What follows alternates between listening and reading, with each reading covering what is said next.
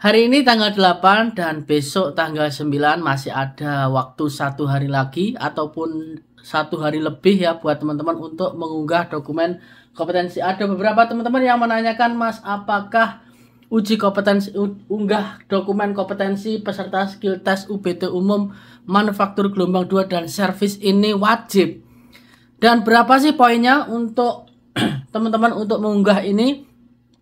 Meskipun kecil poinnya, namun ini sangat membantu teman-teman untuk lulus ujian IPS topik di gelombang 2. Kemarin ujian gelombang 1 sudah selesai dan ada beberapa teman-teman yang tidak mengunggah namun tetap lulus. Dan ada juga teman-teman yang mengunggah kompetensi namun tidak lulus. Entah ini problemnya apa, hanya 30 peserta saja yang tidak lolos, 18 tidak hadir dan 12 digugurkan secara profesional karena sudah mengikuti dan juga teman-teman melakukan kesalahan yang ditentukan oleh HRD Korea. Nah, di sini saya akan bacakan terkait untuk pengunggahan dokumen kompetensi ini apakah wajib.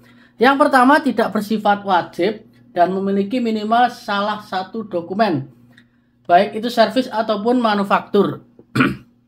Jadi buat teman-teman ini tidak wajib. Jika teman-teman merasa nilainya cukup dan tidak mempunyai kompetensi sama sekali terkait pelatihan kerja ataupun dokumen pengalaman kerja, tidak mengunggah juga tidak apa-apa. Yang penting yakin insya Allah teman-teman bisa lolos. Sertifikat atau surat keterangan pengalaman kerja bidang manufaktur dan servis di dalam atau di luar negeri minimal 1 tahun yang diunggah ya. Pengalaman kerjanya harus terkait dengan bidang manufaktur dan juga servis. Nah, untuk servis ini ada 11 kategori teman-teman. Jadi nanti bisa dilihat di websitenya BP2MI terkait servis itu pekerjaannya apa saja. Kemungkinan besar jika mempunyai pengalaman terkait dengan 11 bidang tersebut ataupun 12 kemarin ya, bisa mengunggah kompetensi tersebut.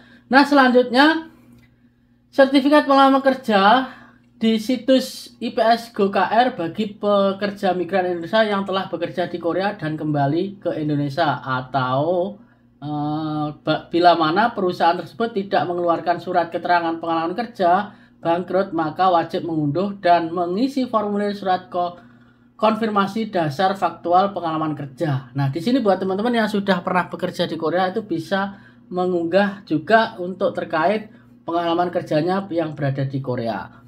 Selanjutnya izin pendidikan, ijazah pendidikan maksudnya, atau sekolah bidang manufaktur servis minimal lulusan diploma D1, D2, D3, dan D4. Nah, ini ijazahnya seperti itu ya. Kalau teman-teman tidak mempunyai ijazah D1, D2, D3, dan D4 tidak apa-apa. Yang penting nilainya sudah yakin untuk bisa lolos. Ijazah pendidikan SMP, SMA, sederas tidak mendapatkan poin. Jadi jika teman-teman mempunyai ijazah D1, D2 diunggah juga nggak apa-apa. Ini tinggal 2 hari lagi karena ada beberapa teman-teman yang masih menanyakan apakah ini wajib atau tidak. Meskipun kecil poinnya, tapi ini sangat menentukan nasib Anda untuk lulus di ujian gelombang 2. Karena apa? Di sini kuotanya yang diluluskan di gelombang pertama lebih besar dibandingkan gelombang 1 kemarin. 4.303. Ini kemungkinan besar ada beberapa yang digugurkan, mungkin lebih banyak dibandingkan gelombang pertama. Nanti akan saya buatkan prediksinya sendiri. Sertifikat pelatihan vokasional ataupun kejuruan bidang manufaktur dan servis 1 yang dikeluarkan oleh lembaga pelatihan harus meliputi nama, alamat lembaga penyelenggara, materi pelatihan, dan jumlah pelatihannya 120 jam pelatihan. Sertifikat nasional kompetensi bidang manufaktur servis ya, manufaktur dan juga servis. Jadi jika tidak berkaitan dengan manufaktur dan juga servis jangan diunggah. Nanti tidak akan mendapatkan poin atau bahkan malah hangus. Periode unggahnya tanggal 6 sampai tanggal 9. Nah, nanti mungkin ada tambahan sedikit. Ini karena ada sampai jam 4 sore. Jadi buat teman-teman nanti mungkin mudah-mudahan ada tambahan sedikit waktu yang masih teman-teman kesulitan untuk pengunggahan dokumen dan belum diverifikasi. Biasanya masalah teman-teman itu verifikasi, karena ketika sudah ada informasi seperti ini langsung mengunggah atau mengupload namun belum diverifikasi sampai detik-detik akhir selesainya pengunggahan atau waktu pengunggahan. Metode unggahnya sudah ada, juknisnya di bawah bisa dilihat. Biasanya teman-teman sudah melihat ya. Dan dokumen yang tidak memenuhi syarat itu ada banyak sekali, dijelaskan di situ. Dokumen tidak jelas, dokumen tidak lengkap, ijazah pendidikan bukan dari bidang manufaktur dan juga servis, sertifikat pelatihan bukan dari bidang manufaktur dan juga servis, dan jumlah pelatihannya kurang dari 120 jam.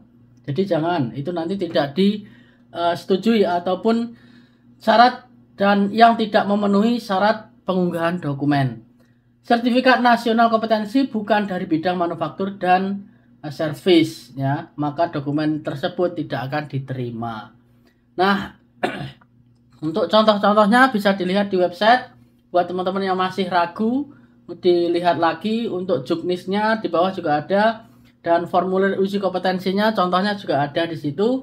Formulir surat informasi dasar faktual pengalaman kerja juga ada, surat keterangan pengalaman kerjanya juga ada. Bisa dilihat di situ, semuanya sudah lengkap di BP2MI. Jadi buat teman-teman, mudah-mudahan tetap mendapatkan kuota yang lebih banyak dibandingkan gelombang 1, meskipun peserta di gelombang 2 sedikit ya dibandingkan gelombang pertama kemarin, karena kuotanya di sini yang diambil sudah mencapai 4.300.